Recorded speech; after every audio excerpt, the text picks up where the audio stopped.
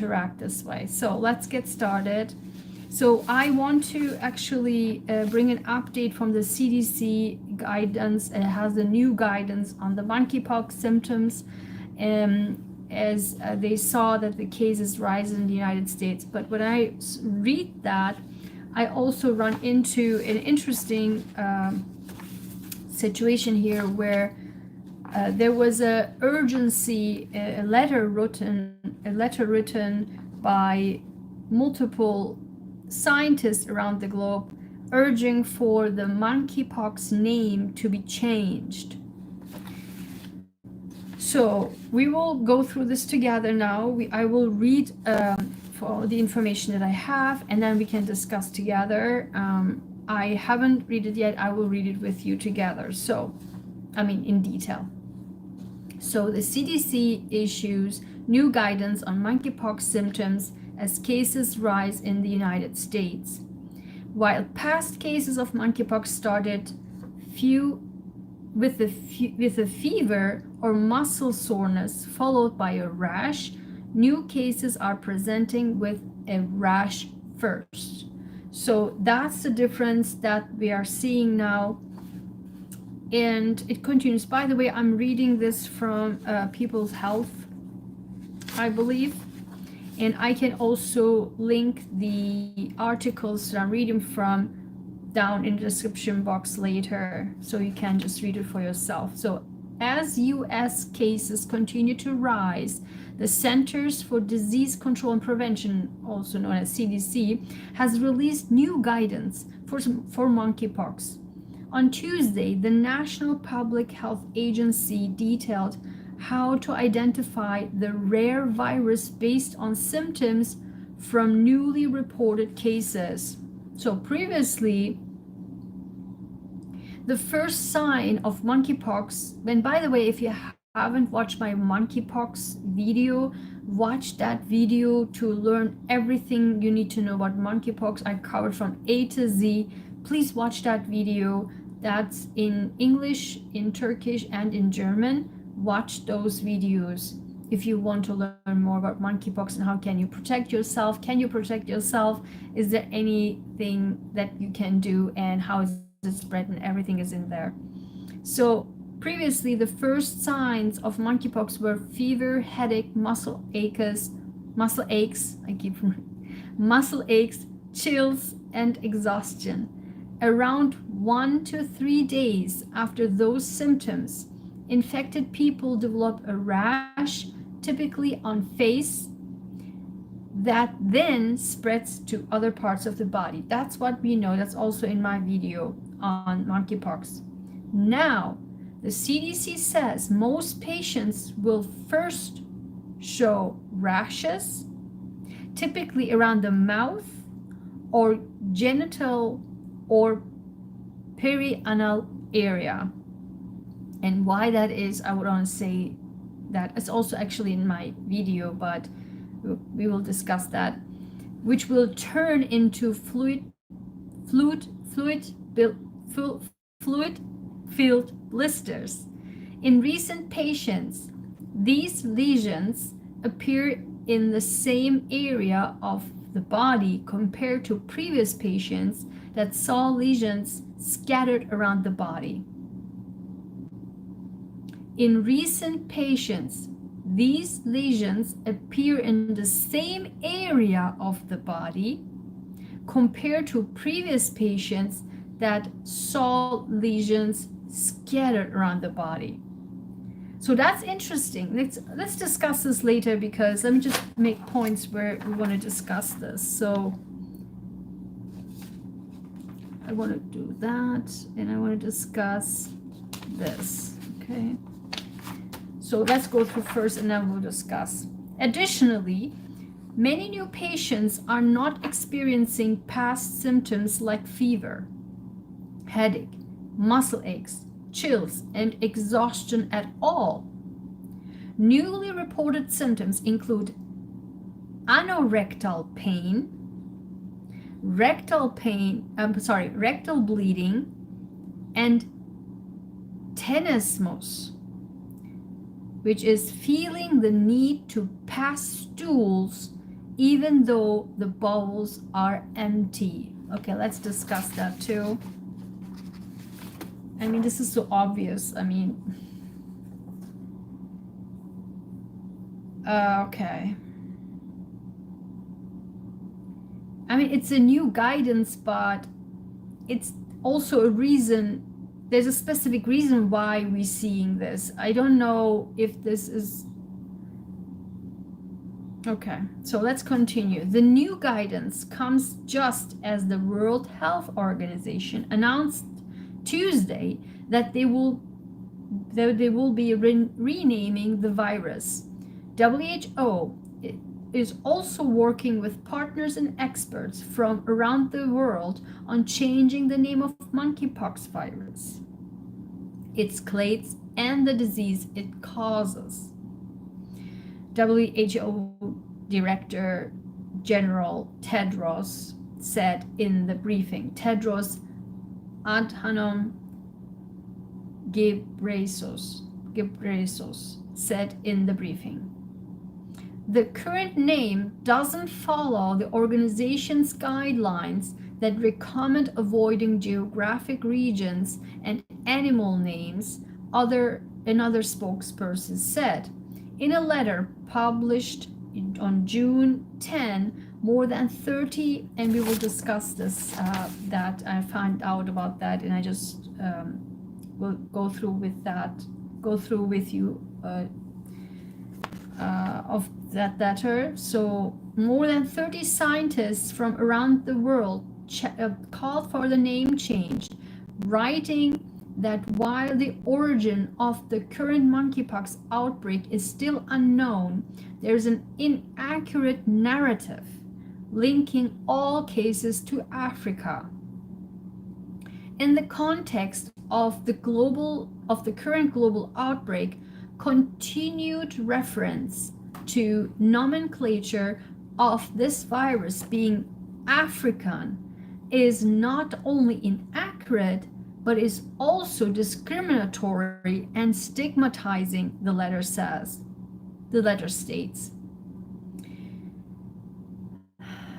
Monkeypox was named because it was first identified in 1958 in colonies of monkeys.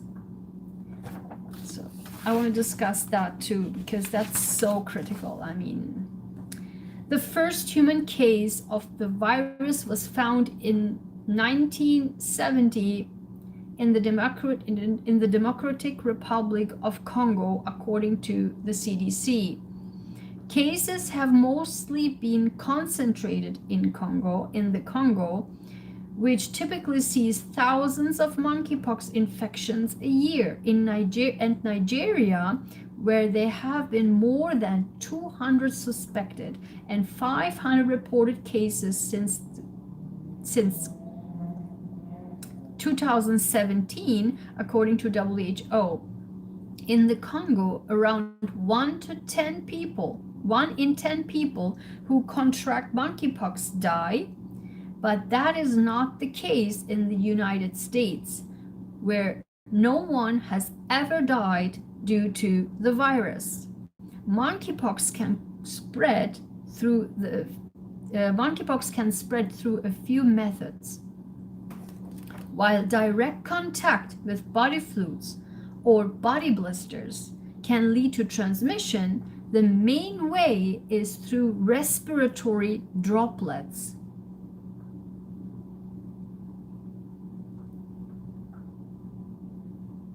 Monkeypox, and also let me just mark that too. Monkeypox does not spread as easily as COVID-19. Someone would have to be in prolonged contact with an infected person to contract monkeypox. Mark that too. I want to discuss. According to the CDC, as of June 15, there have been 84 confirmed cases of the virus in the United States this year. this isn't the first time the US has seen cases of monkeypox. In 2003, there was an outbreak with 47 cases according to the CDC. So that's also in my video. Watch that video. So basically now we broke that record, doubled actually the number. That was a record number of 47 cases on the in the outbreak in 2003. Now we have doubled that, it almost doubled that with 84 cases. So this is currently, so before I want to discuss 1, 2, 3, 4, 5, 6 points here, let's go first to the letter who they wrote, the scientist who wants to make the change of the name of the monkeypox. So the authors of this letter are from Nigeria, from Cameroon, from Central African Republic, Ethiopia, Seattle, Switzerland, South Africa, UK, Edinburgh, UK, Oxford, UK, London, UK, Lisbon, Portugal, Durban, South Africa, and again Seattle in the United States. Okay, so what do they say? The letter is titled Urgent Need for a Non-Discriminatory and Non-Stigmatizing Nomenclature for Monkeypox Virus. I don't know. Let's read first and let's discuss that. Background. What's the background for this? Monkeypox is a disease caused by the monkeypox virus MPXV from the orthopox virus genus in the family Poxviridae. It's also in my video. Since the first report of monkeypox virus infection in humans in the 1970s, repeated outbreaks have been reported periodically in Western and Central Africa, and global events have been detected rarely. However, a recent global outbreak of MPVX, the monkeypox virus, has been detected without a clear link to Africa. As of 8 June 2022, at least 1,111 human cases of monkeypox MPXV have been confirmed or suspected, and cases have been detected in 44 countries. MPXV infection is caused normally by spillover events to humans from animals such as rodents, squirrels, and non-human primates. The virus can be also transmitted from person to person, from one person to another, by close contact with lesions, body fluids, respiratory droplets, and contaminated materials. It's also in my video. Case counts and epidemiological patterns suggest that the current global outbreak is sustained by human-to-human transmission. The prevailing perception in the international media and scientific literature is that MPXV, the monkeypox virus, is endemic in people in some African countries. However, it is well established that nearly all monkeypox MPXV outbreaks in Africa prior to 2022 outbreak have been the result of spillover from animals to humans, and only rarely have there been reports of sustained human-to-human transmissions. In the context of the current global outbreak, continued reference to and and nomenclature of this virus being African is not only inaccurate but also discriminatory and stigmatizing. The most obvious manifestation of this is the use of photos of African patients to depict the pox lesions in mainstream media in the global north. Recently, Foreign Press Association Africa issued a statement urging the global media to stop using images of African people to highlight the outbreak in Europe. Although the origin of the new global MPXV outbreak is still unknown, there is growing evidence that the most likely scenario is that cross-continent cryptic human transmission has been ongoing for longer than previously thought. That's interesting because that's also in my video as a side note. Watch that too. Let me just put a mark in here. However, there is an increased narrative in the media and among many scientists that they are trying to link the present global outbreak to Africa or West Africa or Nigeria. Further, the use of geographical labels for strains of MPXV, specifically reference to the 2022 outbreak as belonging to the West African or Western African clade, strain, or genotype. We therefore believe that the nomenclature that is neutral, non-discriminatory, and non-stigmatizing will be more appropriate for the global health community. So that's the background. So the current classification. And then I go to the proposed classification. The current classification of MPXV genetic diversity, only 2 clades of MPXV are recognized, referred to as the West African clade and the Central African or Congo Basin clade.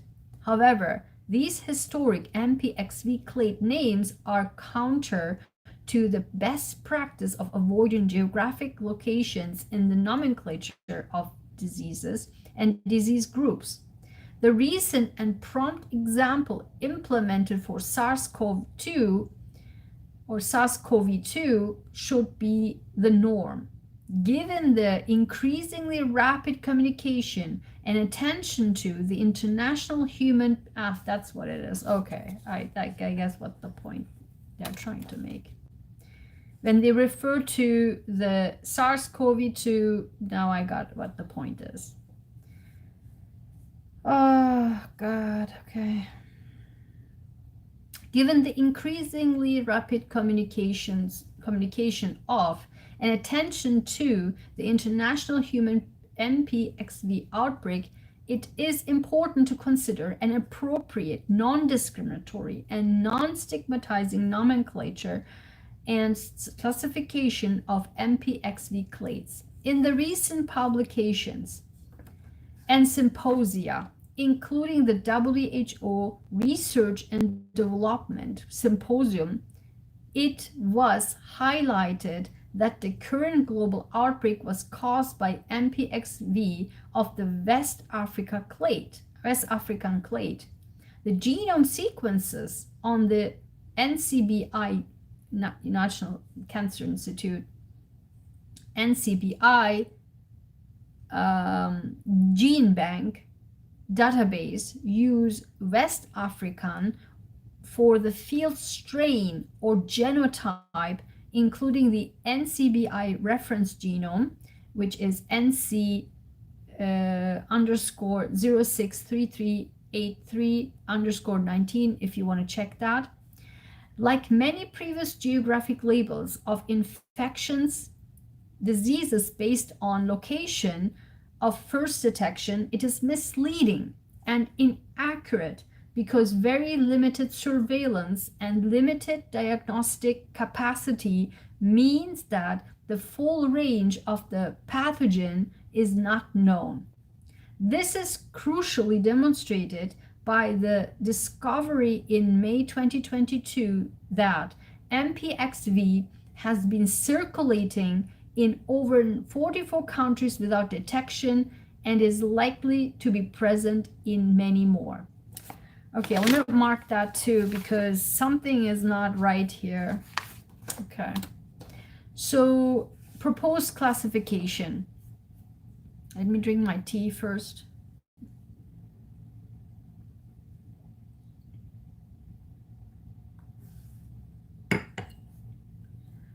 What is the proposed classification? Here we propose a novel classification of MPXV that is non-discriminatory and non-stigmatizing and aligned with best practices in naming of infectious diseases in a way that minimizes unnecessary negative impacts on nations, geographic regions, economies, and people, and that considered the evolution and spread of the virus. We propose the classification of 3 main clades, MPXV clades 1, 2, and 3, named in order of detection. That's okay. Let's mark that. These include viral genomes from Western African, Central African, and localized spillover events in global North countries, and from both human and non-human hosts. And there's a figure 1A they're referring to. You can check that. I will link this article there on the description box. You can check that.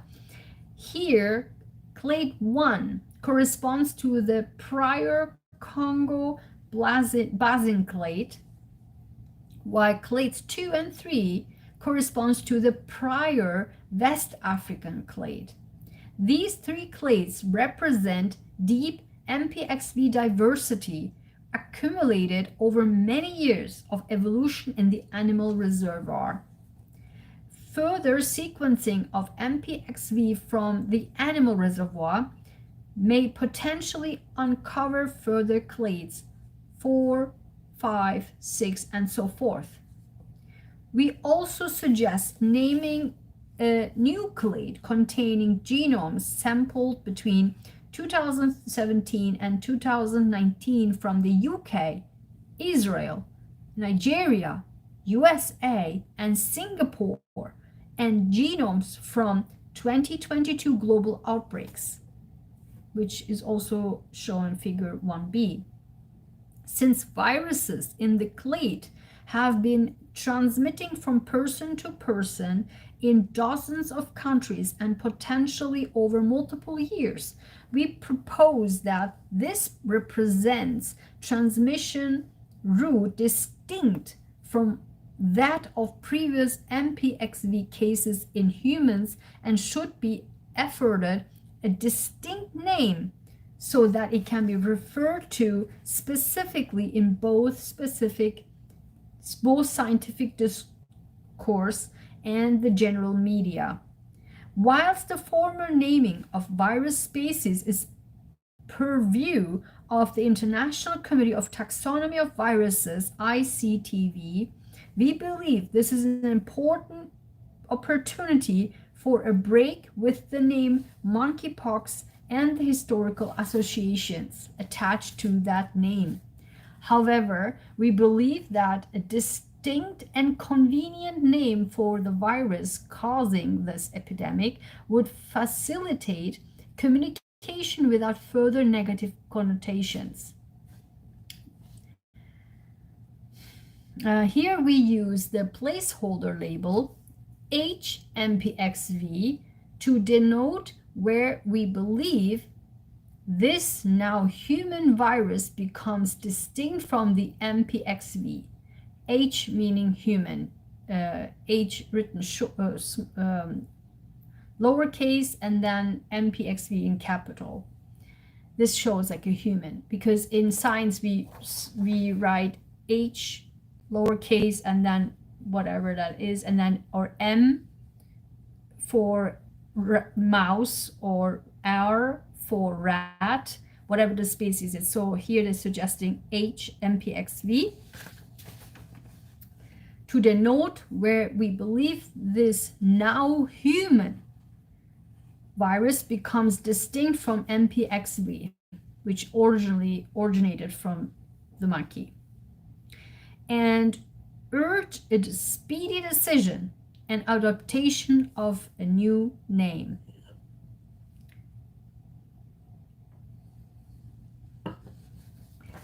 So I'm not going to read the figure here, so I'm going to continue.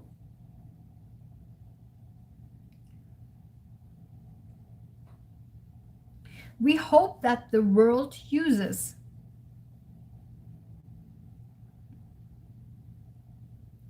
the current outbreak to advance our understanding and provides the funding and focus for effective regional and global public health surveillance for emerging and re-emerging threats by supporting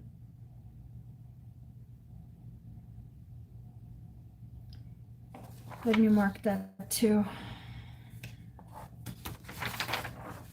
By supporting a non-discriminatory and non-stigmatizing classification, we can encourage African and other researchers in low and middle income countries, LMICs, to advance genomic surveillance, share sequence data, and minimize negative impacts. I read this sentence again.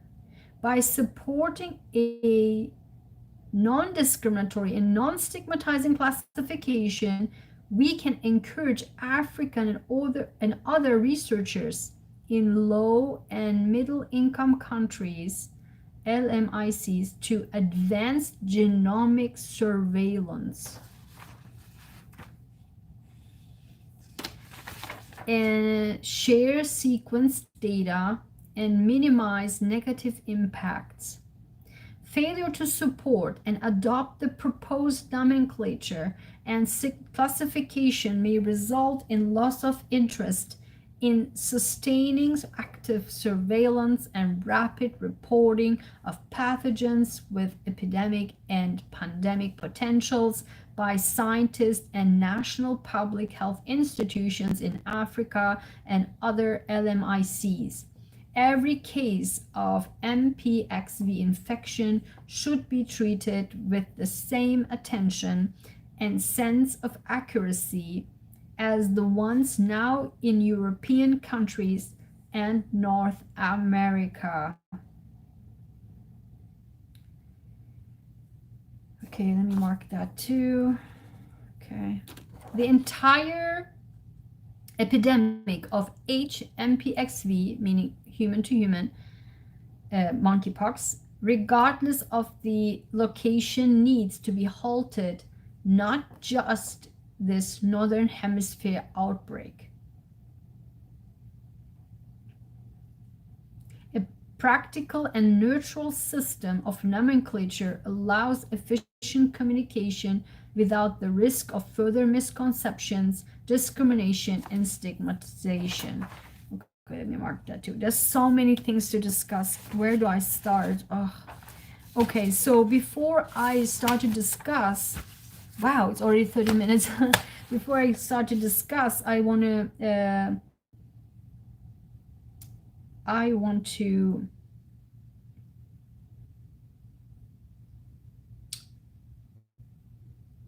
tell you the institutions, not the names necessarily, but you can read the names yourself, but the institution who wrote this letter, or the scientists from which institutions. So African Center of Excellence for Genomics of Infectious Disease, Redeemer University, Edison State Nigeria, Department of Biological Sciences, Faculty of Natural Sciences, Redeemer University, Nigeria, Nigeria Center for Disease Control, Abuja, Nigeria, Institute National de Recherche Biomédicale, Kinshasa, Democratic Republic of the Congo, University of Kinshasa, Democratic Republic of Congo, Virology Unit, Center Pasteur of Cameroon, Institute Pasteur Bangui, Central African Republics, Africa Centers for Disease Control and Prevention, Africa CDC, in Addis Ababa, Ethiopia, Vaccine and Infectious Disease Division, Fred Hutchinson Cancer Center in Seattle, in the United States, Howard Hughes Medical Institute, Seattle, USA, Biozentrum, University of Basel, Switzerland, Swiss Institute of Bioinformatics, Lausanne, Switzerland, Institute of Social and Preventive Medicine, University of Bern, Switzerland, HUG Virology Laboratory, University of Geneva, Switzerland, KwaZulu-Natal Research, Innovation and Sequencing Platform, CRISP, Nelson Mandela School of Medicine, University of KwaZulu-Natal, Durban, South Africa, Center for Epidemic Response Innovation, SIRI. Oh, SIRI. That's actually the acronym of our cancer nonprofit, Cancer Education Research Institute. So that's interesting. School of Data Science and Computational Thinking, Stellenbosch University, Stellenbosch, South Africa, Institute of Ecology and Evolution. So that's important. Institute of Ecology and Evolution. University of Edinburgh, UK, Department of Zoology. Exactly. That's what I'm looking for too. University of Oxford, UK, Pandemic Sciences Institute, University of Oxford, UK, Department of Pathobiology and Population Sciences, Royal Veterinary College, London, UK, Genomics and Bioinformatics Unit, Department of Infectious Diseases, National Institute of Health, INSA, Lisbon, Portugal, and Center for AIDS Program and Research in South Africa, Durban, South Africa, and Department of Global Health, University of Washington, Seattle, USA. So the reason why I'm reading this is important to understand like who is writing even this letter. Is there any zoologists or ecologists and evolutionists also writing this letter, not just the medical field, right? This is extremely important. Why is this extremely important? Because, as I said in my monkeypox videos, it's extremely critical because of the importance of the zoonosis. So I don't want to, so let's go maybe backwards. I don't know. Let me just, because I have so many points that I want to discuss. So first, yes, it is understood. I'm very also disappointed with this letter because nobody mentions about the fact that monkeypox is a scenario, it's actually a zoonotic disease. So zoonotic diseases, nobody mentions zoonosis. So where is the letter?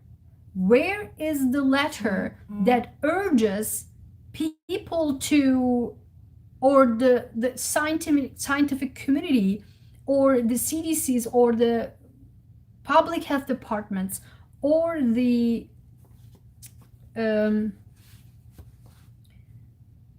disease control departments, where is it urging them to finally stop the zoonosis? That is absolutely critical. And yes, I understand where they're coming from, the nomenclature, and as well the I don't know where this discrimination, why I just don't know. I find it's a little bit too much, like this discrimination part and non-stigmatizing. There is a science, I mean, not all necessarily science, but also the history of that. I understand their point where they're coming from, based on the nature of this current outbreak doesn't reflect the history of the monkeypox. I get that. But at the same time, they should have also make a point or write another letter that it is absolutely critical to still understand for the public, because they're trying to make a point for the public and the media. Then if there is a point for that, then also make a point for the public and the media that, like SARS-CoV-2, as they point out here, and they make a correlation with that, and make also a point like SARS-CoV-2, monkeypox is also, both are zoonotic diseases. Okay, SARS-CoV-2 maybe came from the lab, and maybe monkeypox came out of, or spread from human to human, like the new outbreak, the 2022 outbreak. But at the same time, we still have to realize the fact that these are zoonotic diseases and zoonosis must be addressed. So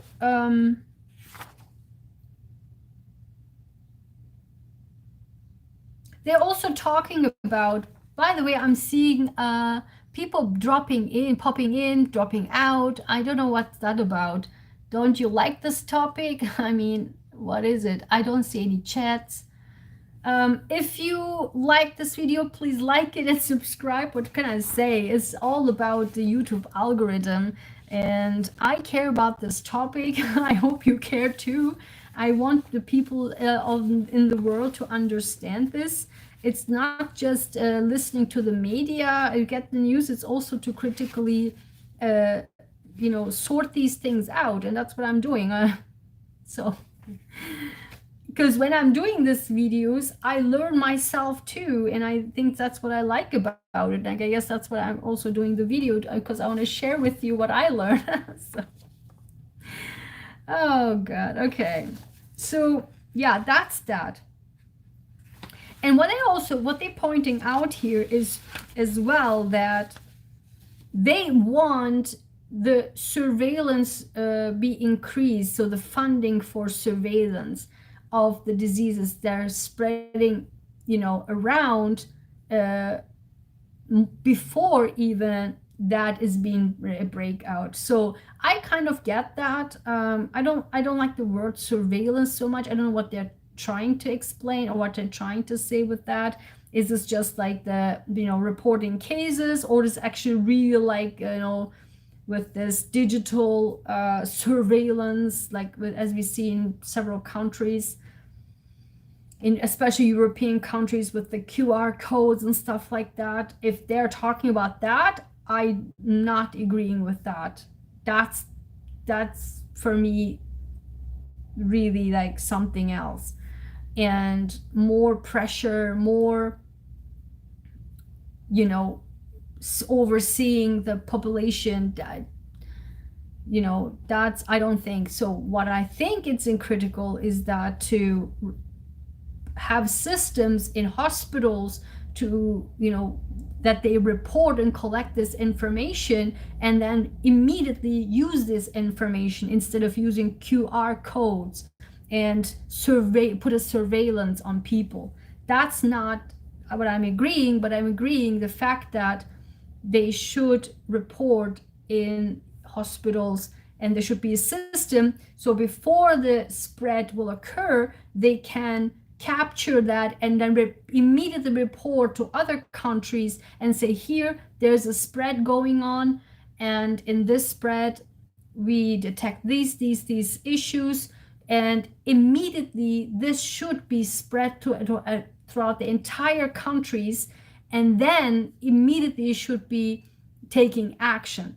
That's how it's supposed to be done. So because currently it is going on behind the scenes, right? So for example, as if you watched my monkeypox video, there you would have saw that I mentioned last year in 2021, there were cases in the US. There were monkeypox cases in the US, but nobody talked about it. It was not in the media, it was nowhere to be found. But the monkeypox was in the United States last year in 2021. Who knows, maybe it was in Europe as well, in other countries as well.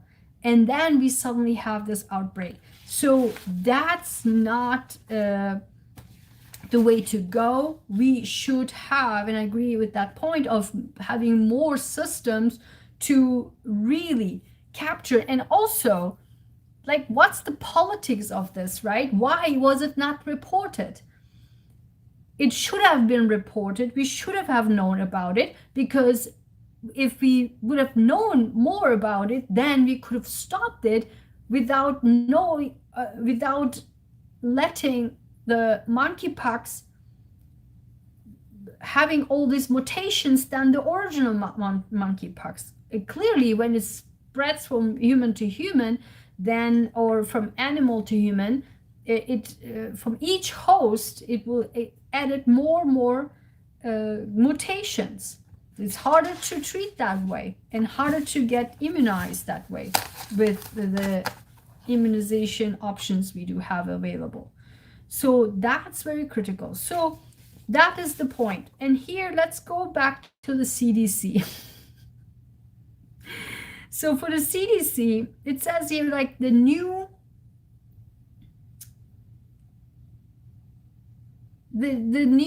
monkeypox, they're putting a new guidelines regarding the outbreak, how it's actually be seen, the outbreak, right? The monkeypox disease. So they said, as I read before, it first originally was showing fever, headache, muscle aches, chills, and exhaustion, and then usually on the face, the lesions, and that spread throughout the body. So what we are seeing now is typically on the mouth or genital or perianal area. So why?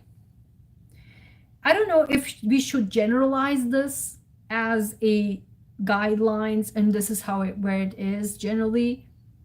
If you watched my previous monkeypox video, there I talked about how it first started, right? Within gay men, this started within gay men. So when we see it in the genital and perianal area, so I mean, isn't that clear? Isn't that clear? I mean, I don't know what to say about this.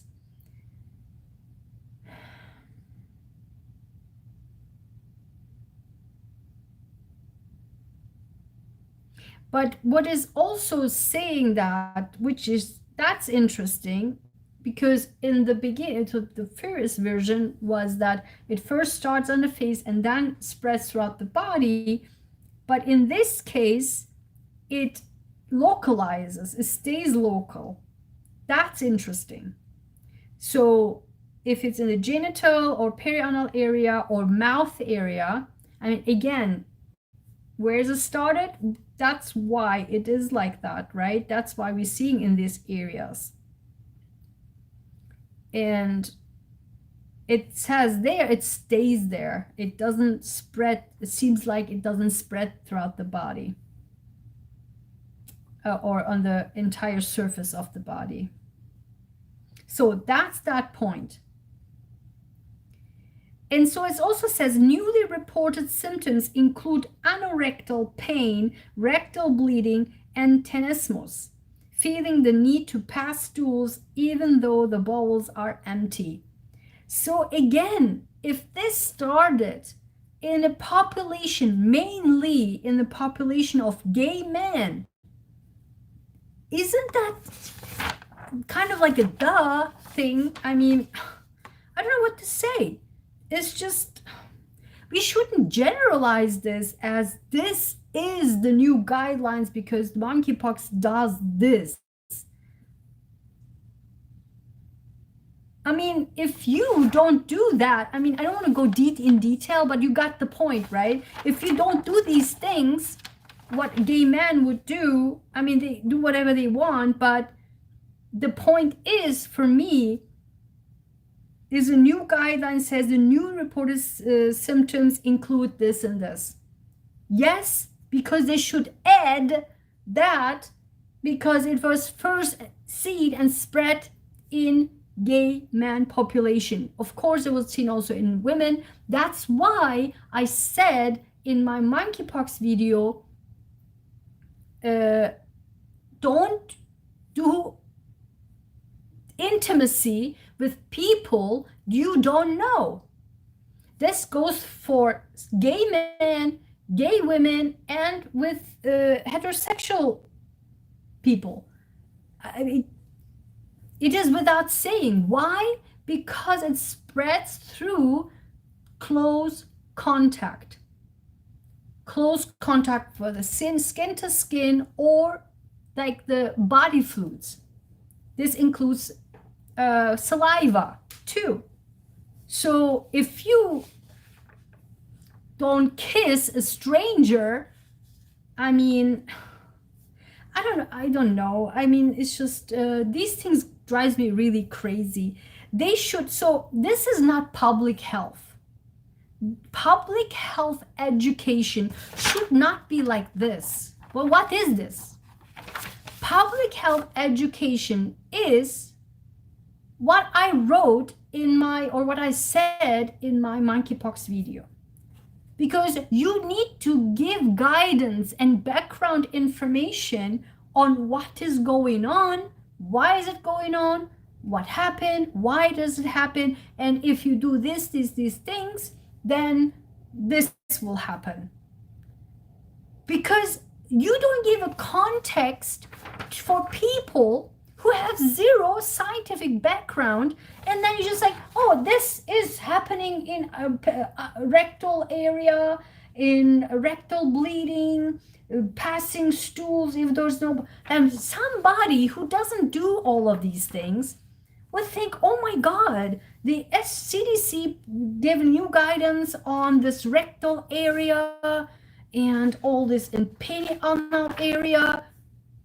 I mean, give it context and just say this is the whole situation, the whole background, the whole scenario, and then give it true guidance. When you do this, this will happen. If you don't do this, this won't happen. So this makes me really, I mean, since the SARS-CoV-2 outbreak, this is exactly what we were dealing with the entire time. That's why I'm getting so mad, because this is not public health education, what they're doing. This is unbelievable. By the way, hi for everybody who is here, and hi for the like. Thanks for the like. So nice to have you here. I don't know if you're chatting or anything like that. I am not seeing anything. But thank you for being here. Hi. So let me tell you something. I haven't mentioned this anywhere, and I will tell you this for the first time. So let me tell you a story. So I think it was the beginning of the pandemic, over on our cancer channel.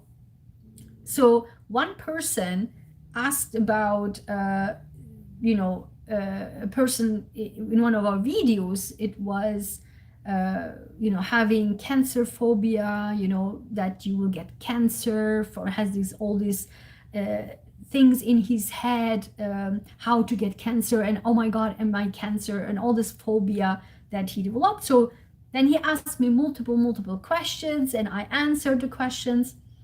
And in one, he said something very interesting. I was like, okay, like I'm dead. Like, are you seriously? So this is what it is. So he asked us, and I saw it. So this was the beginning of the pandemic, the very beginning. no vaccine, no nothing. We know nothing about COVID. And he says, yeah, and then the conversation developed, or his questions, asked us several questions. At the end, he said, so I want to have a sexual interaction or intercourse, whatever, with somebody. And I'm afraid, can I get cancer from it? And I was like, are you seriously worried about getting cancer? We have a pandemic. There's SARS-CoV-2. COVID is all over. I mean, we just have the pandemic. Or are you not afraid? You should be more afraid to getting COVID when you have this intimacy with somebody. I just couldn't believe it. It never came out of my mind since then, because this is the level, oftentimes, what we are experiencing. There's if you have no education, if you don't give public education properly, people think that, they can get cancer from intimacy than getting COVID from intimacy. This is the same thing here with monkeypox now. So we have to educate the public in a way that is absolutely increasing the knowledge of people. So again, if you, as I said, and I keep saying this, emphasizing this, if you are going out about kissing everybody, doing intimacy with everybody, not only, monkeypox, COVID is there, sexually transmitted diseases are there. So you have to be very, very cautious with that. If you are somebody, doing nothing, just wear your mask, go out and about, and don't, touch things. As I said in my previous video, in my monkeypox video, do these things and you're good. And even if you have even pox virus or smallpox vaccination already, then what? Don't worry about it. It's just not like COVID. But again, if you do this very close, intimate, very close contact with people, again, also with saliva, also skin-to-skin contact, that's the point. That's the point with with monkeypox virus. So that's that point. Then,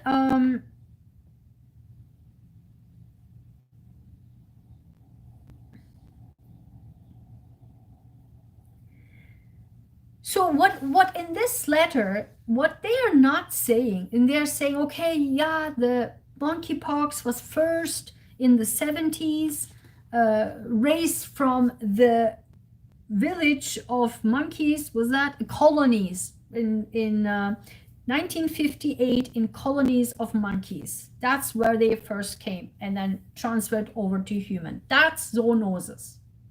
Monkey to human, that's zoonosis. From animal to human, that's zoonotic disease. Monkeypox, this is how it was named. But then, of course, later on, it spreads from human to human, human to human. What they're saying in this letter, that why it should be renamed, is because of it spreads from human to human already long after this, from monkey to human. That's why we should name it as H monkeypox, like humanized monkeypox. Fine, that's fine. But what they're saying, we should not regionalize it, make it as like it sounds like it's just from Africa. But what they are not saying in this letter, the first case of the 2022 outbreak was because somebody in UK traveled from Nigeria. And we all know in Nigeria, it is an epidemic. So why is this not being told in here? They are saying it was already spreading behind the scenes, like long before the 2022 outbreak. Yes, agreed. Yes, as I said, nobody talks about it. But I said in my video in 2022, I'm sorry, 2021, last year, it was already in the US. So that, I understand it was in the background. Yes, fine. But this 2022 outbreak, which you also talk about, was because somebody in the UK traveled from Nigeria and brought it from there. Like, tell the facts.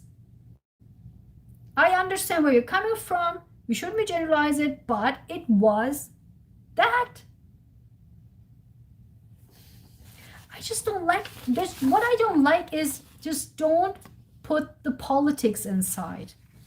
Don't put politics into, don't mix politics with health and all that. We saw it all over SARS-CoV-2, COVID.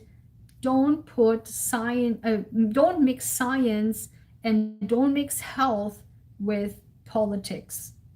That I don't appreciate at all whatsoever, and I'm outspoken about that for years now. Monkeypox doesn't spread as easily as COVID. Yes, as I said, absolutely. But it's still the same measures you took with COVID. Do it also with monkeypox and you're good. And check again, check if you have smallpox vaccination. This will also give you the necessary immunization. Okay? If you're European, and hi for the people who joined and drop in and drop out. Oh my God, that's so funny. So hi for the people who are here. If you can say hi in the chat box, that would be really nice. I can also take questions if you have one after you watched us, and people who have stayed here, thank you. And if you are from Europe, you most likely have been vaccinated against smallpox. Again, smallpox and monkeypox are in the same family, Poxviridae, so you will be immunized already for pox families if you have. But again, we do have small, even monkeypox vaccination available in the US and in Europe. It's already, as I said in my video, it's already been approved years ago.